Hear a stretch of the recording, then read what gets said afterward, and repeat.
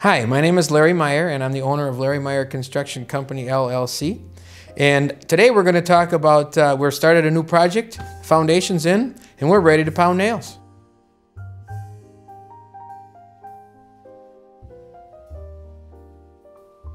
At this point in time, we would have given you a guideline on what products to have picked. Your windows would have been selected when we first started the foundation process, hopefully.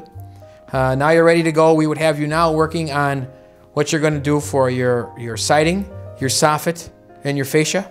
And the other thing would be the exterior doors. And along with that is the colors that go with that. Shingles, obviously, you get to look at charts, and you've got so many choices. But when it comes to exterior doors, you have a myriad of paint colors. So that's all part of that process.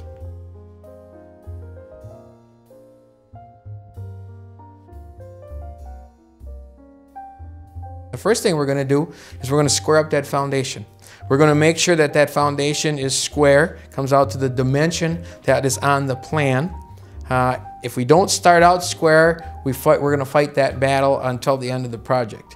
So you go through that, concrete poured walls normally is what we would use. It's hard to keep that mass perfectly in line in different spots. The corner might be off a little bit, wall might have a little bit of bow in it. So there's kind of an in-depth process to go through to make sure that everything comes out straight and square. When that's done, then you're set to go ahead and put, be it knee walls, which is a short wall that, as your foundation might step to go to a walkout basement or to have exposed wall downstairs where you have windows in. So those walls we would call knee walls. So you would have some of those in. You might have full height wall downstairs because you have a walkout. Then you're going to have the sill plate, which is going to be a piece of green treated product that's going to sit on wherever it's going to come in contact with the concrete foundation. And so then when you've got all that on, you throw in a couple of support walls downstairs that you're going to need to carry your floor system, and you're ready to go for the floor.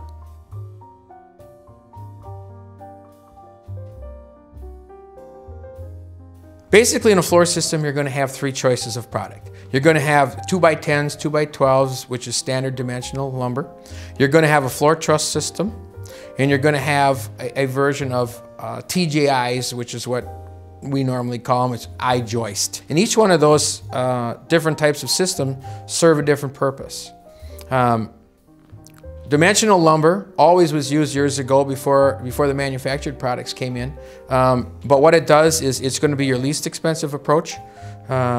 It's going to limit the spanning capability, how far you're going to go between foundation and support walls downstairs. And it will probably have a little bit more of a crown to it. They're not going to be all perfectly straight. Lumber moves. So what more common today would be the floor truss or the I-joist. And the determination on which one of those that you use really comes down to spanning capability. How far do you want to go downstairs between your outside wall and a beam? Floor truss most commonly is used when you want a larger span and you're going to have access for ductwork, because it will leave you an opening in the floor system so that your HVAC guys can run their ductwork within the confines of that floor system as opposed to putting it below.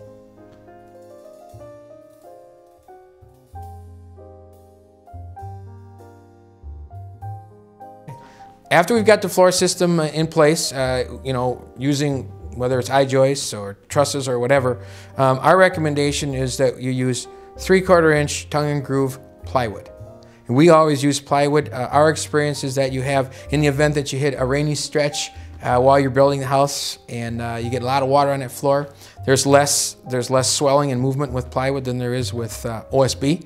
OSB has more of a tendency to swell at the edges, and in some instances actually you end up having to plane those edges down. And usually you can avoid that by using plywood. And for our installation, we always glue and screw that subfloor down. We never glue it and nail it. We feel it's a sturdier floor, less susceptible to squeaks. Nails sometimes. What happens when you get a squeak in the floor normally is you get movement in the floor, and that movement is on a nail. And as that plywood slides up and down on the shaft of that nail, and say that nail was shot in and it blew out the wood a little bit or whatever, so it's not holding real tight, As that floor goes up and down, you walk across it. As that moves, it goes up and down on the shaft of that nail, and that's how you get ee. So that's the cause of a floor squeak. And so by screwing it, you can usually tell right away if that screw has bit, whether you've hit what you need to hit, and if you don't, you can back it back out.